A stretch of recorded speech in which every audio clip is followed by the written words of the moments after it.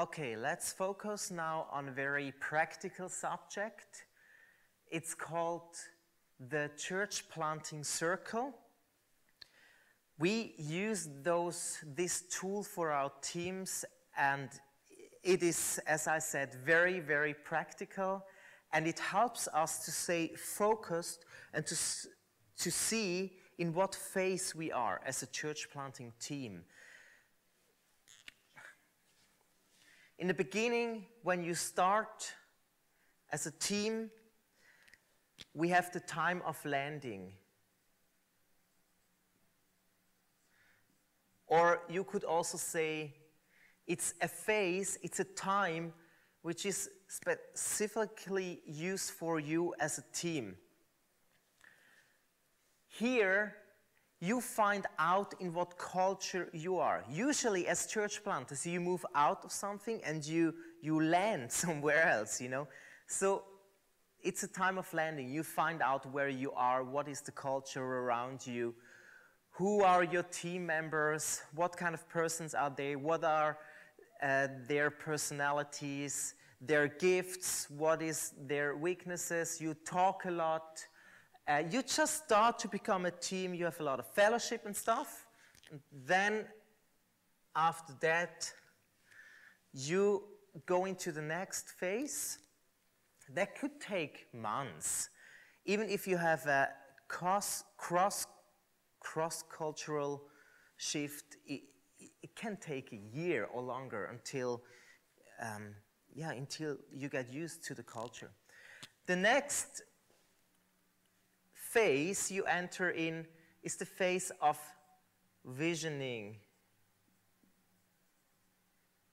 It actually already starts here. I mean, you cannot say, now we stop this phase and we start this. It's organic, you know, but somewhere you start to clarify the vision. What is the vision? How many churches you want to plant, among what kind of people, in what geographical area, or in what kind of subculture. So you make the vision clear. How do you want to do it? Yeah, that's the phase of vision. And in here, you also do, as team, you do the commitment. You commit yourself to your team. Actually, for me, this was a horrible, horrible experience, because I thought, this is the end of myself. I'm gonna die now. Our commitment was so high, was so strong. We even said, we're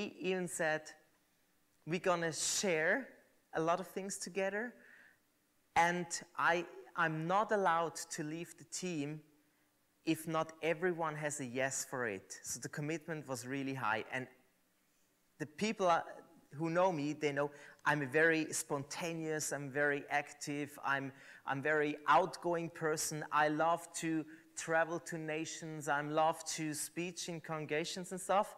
So I thought I have to die. And this process was so good. My individualism, I don't know if this is a problem here in Israel, but individualism in Europe, especially in Switzerland, is such a big thing. I decide what I do. I know what's right for me. I know. It goes even so far, you start to decide what scriptures you take and what you refuse. It's horrible. It's really horrible. And this individualistic spirit really left when we did the commitment. It was actually, I did not die, I came alive.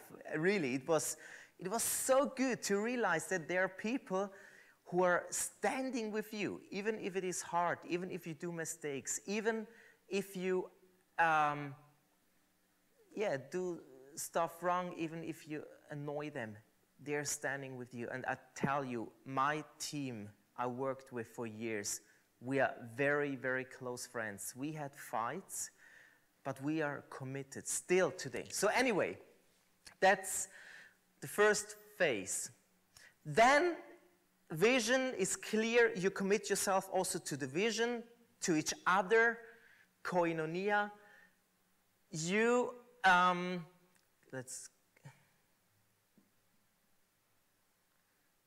commitment is in here. Then you start a phase of prayer.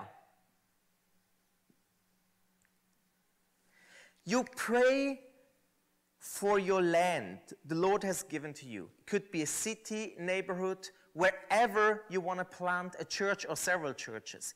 You pray, you do prayer walking. We actually sent someone to South Korea to mobilize prayer teams over there. He got 100,000 intercessors who prayed for us in central Switzerland.